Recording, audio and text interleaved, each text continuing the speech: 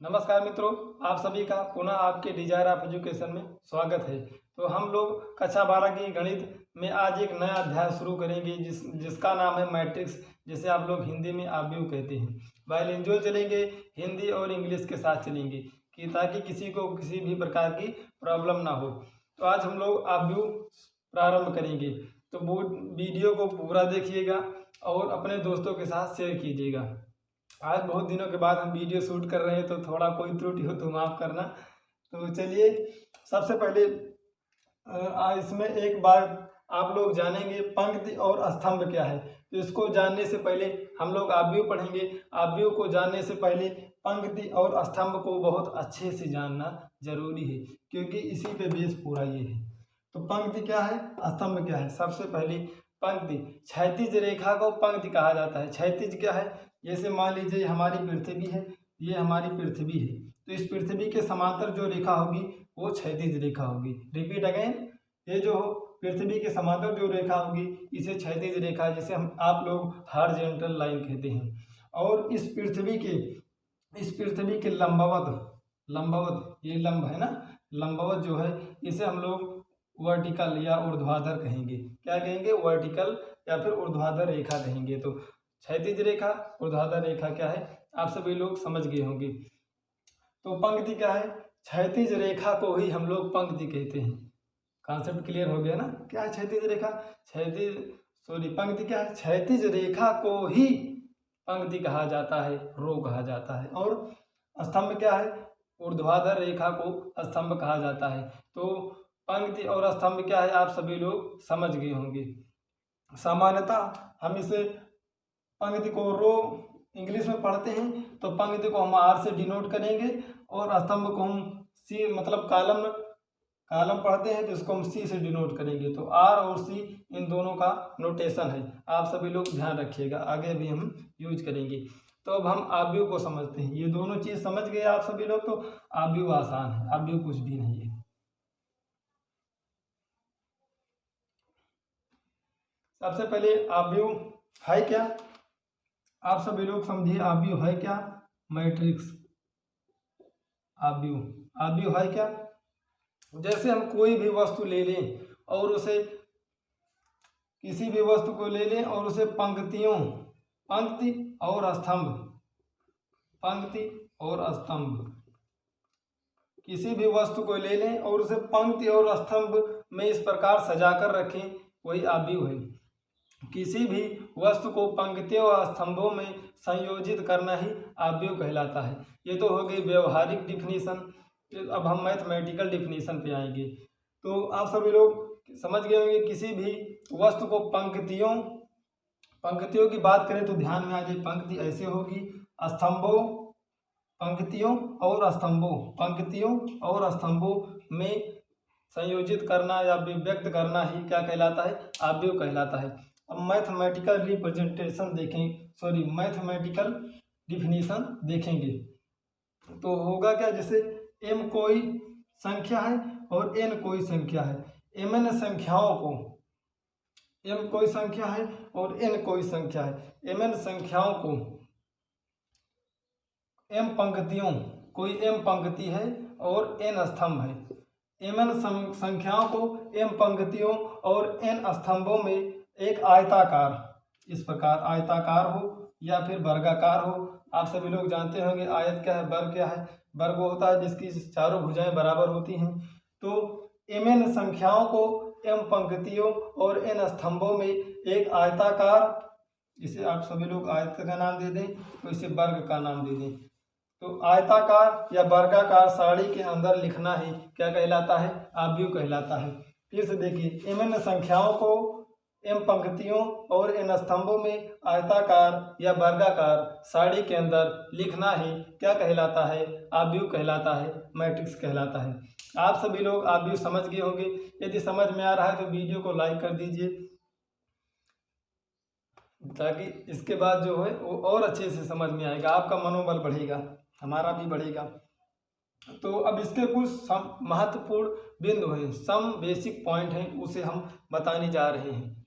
तो देखिएगा, आगे हम चलते हैं। पूरी चीज़ों को पूरी तरह अच्छे से समझिए। जब बेसिक क्लियर रहेगा तभी आप सवाल अच्छे से लगाएंगे, अदरवाइज वही रटने रटाने वाला काम हो जाएगा, आएगा कुछ नहीं। तो अच्छे से समझिए। तो some basic point, some important point देखेंगे। Important point, some important point हम देखेंगे। सबसे पहले जो हमारा आव्यूह है मैट्रिक्स, इसके अवयव, इसके सबसे पहले हम आव्यूह को कैपिटल, पहला पॉइंट है, आव्यूह को हम अल्फाबेट के कैपिटल लेटर से लिखते हैं, जैसे ए से comma B dot dot dot dot Z तक का, जेड तक लिखते हैं। मतलब कि हम आव्यूह को A B C D alphabet के कैपिटल लेटर से हम प्रदर्शित करते हैं। और इसके अवयवों को, जो अवयव मतलब एलिमेंट, जैसे आव्यूह की बात हो गई थी यहाँ पर कि आव्यूह क्या है, mn संख्याओं को m पंक्तियों और n स्तंभों में व्यक्त करना, आयताकार या वर्गाकार सारणी के अंदर व्यक्त करना ही आव्यूह कहलाता है। जैसे 1 2 3 4 5 ये क्या है, एक आव्यूह कहा जाएगा। और जो ए बराबर, मान लीजिए ए बराबर क्या है, कोई आव्यूह है। तो सबसे पहले मैंने क्या बताया, आव्यूह को अल्फाबेट के कैपिटल अक्षरों से प्रदर्शित करते हैं, जैसे ए बी सी डी। तो आव्यूह ए, माना आव्यूह ए बराबर ये कोई है, कोई आव्यूह है, तो इसके अवयवों को हम अल्फाबेट के small letter a B C d dot dot z इस प्रकार प्रदर्शित करते हैं। तो ये जो है, ये सब इसके क्या है, अवयव हैं।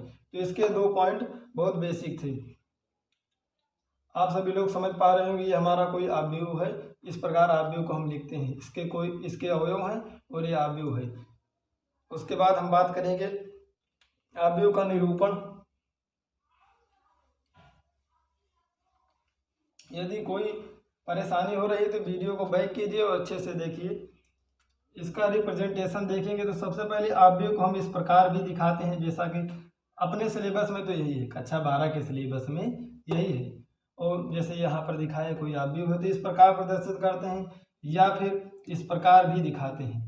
आव्यूह का रिप्रेजेंटेशन इस प्रकार भी होता है, दोनों बराबर रहेंगे, मतलब कुछ हल्का घटा बढ़ी हो गया, ये दोनों बराबर होंगे। और या तो फिर इस प्रकार दिखाते हैं, ये एक बड़ी लाइन एक छोटी लाइन, एक बड़ी लाइन एक छोटी लाइन, इस प्रकार आव्यूह को दिखाते हैं। जब मैंने आपके नॉलेज के लिए बता दिया, बाकी आपने सिलेबस में तो यही है। तो आव्यूह से रिलेटेड जितनी भी मुख्य बातें थी मैंने बता दी। अब हम आव्यूह का क्रम या फिर आव्यूह की कोटि देखेंगे। आव्यूह की कोटि क्या होती है, इससे प्रश्न बनता है। आव्यूह की कोटि देखेंगे, आव्यूह की कोटि देखेंगे।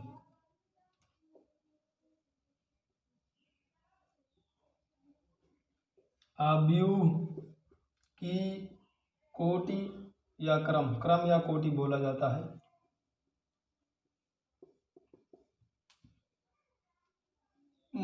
Order of matrix, order of matrix जिसे कहा जाता है इंग्लिश में। तो आव्यूह की कोटि, जैसे कोई हमारा आव्यूह दिया हुआ है, जिसे ये कोई आव्यूह ए बराबर दिया हुआ है, 2 3 4 6, ये हमारा कोई आव्यूह दिया है। ध्यान दीजिए, ये हमारा कोई आव्यूह है।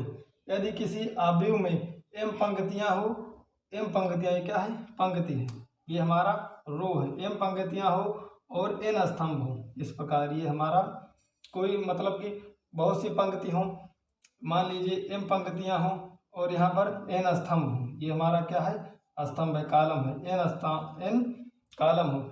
यदि किसी आव्यूह में m पंक्तियां और n स्तंभ हो तो उसे हम m क्रॉस n, m गुणे n कोटि का आव्यूह कहेंगे। यदि किसी आव्यूह में m पंक्तियां और n स्तंभ हो तो उसे हम m गुणे n कोटि का आव्यूह कहेंगे, या फिर m गुणे n क्रम का आव्यूह कहेंगे। जैसे कि अब इसका नाम क्या होगा, आप सभी लोग आव्यूह की कोटि में लिख सकते हैं, लिखेंगे यदि कोई आव्यूह, यदि किसी भी आव्यूह में m पंक्तियां और n स्तंभ हो तो उसे m क्रॉस n कोटि का आव्यूह कहा जाएगा, m गुणे n कोटि का आव्यूह कहा जाएगा। तो जैसे अब इसकी बात की जाए, ये कैसा होगा, तो यहाँ पर देखिए, यहाँ पर कितनी पंक्तियां हैं, 1 2, तो 2 पंक्तियां हैं, कितने स्तंभ हैं, 1 2, 2, तो गुणे 2। तो इसे इसकी कोटि पूछा जाए कि इस अवयव की कोटि का है तो क्या है, तो आप सभी लोग 2 गुणे 2 कहेंगे, 2 क्रॉस 2 का मैट्रिक्स कहेंगे। समझ रहे हैं आप सभी लोग। इस यहाँ पर एक पंक्ति दूसरी पंक्ति, ये पंक्ति ये पंक्ति, 1 2 2 पंक्ति है, 1 2 2 कॉलम है, तो ये 2 क्रॉस 2 का मैट्रिक्स होगा। इसका क्रम क्या होगा, 2 क्रॉस 2 का होगा। तो अवयव की कोटि आप सभी लोग समझ गए होंगे क्या है। इससे जैसे कि यदि पूछा जाए कोई बी बराबर मैट्रिक्स है 1 2 3 4 5 6, और दूसरा कोई मैट्रिक्स है सी बराबर 1 2 3 2 2 3 1 1 1, तो पूछा जाए जैसे यदि पूछा जाए इसकी कोटि क्या है, इसका क्या क्रम है, तो सभी लोग सबसे पहले देखें कितनी पंक्तियां हैं, 1 2 3, तो यहाँ पर लिखेंगे 3। सबसे पहले हम m क्रॉस n में सबसे पहले m मतलब पंक्ति को लिखते हैं, फिर स्तंभ को लिखते हैं, ध्यान दीजिएगा। तो यहाँ पर लिखेंगे 3 क्रॉस कितने कॉलम है, 1 2 3, तो 3 लिखेंगे, 3 क्रॉस 3 का। इसका आप सभी लोग कमेंट में बताएंगे। यदि आप सभी लोग अच्छे से पढ़ रहे हैं तभी कमेंट में बताएंगे, अदरवाइज ऐसे वीडियो चलाकर देखकर चले जाएंगे तो कुछ समझ में नहीं आएगा। पूरी वीडियो देखेंगे तभी समझ में आएगा। ऑनलाइन टीचिंग में होता क्या है, बच्चे मोबाइल लेकर बस थंबनेल देखे, वीडियो चला दिए, पूरी देखे नहीं, बाद में कहते हैं ये तो गड़बड़ पढ़ाते हैं। गड़बड़ कोई भी टीचर नहीं पढ़ाता है, सब अच्छे ही पढ़ाते हैं। तो आशा करता हूँ आप सभी लोगों को समझ में आया होगा। यदि समझ में आया तो वीडियो को लाइक कीजिए, चैनल को सब्सक्राइब कीजिए, हो सके तो शेयर कर दीजिए। धन्यवाद।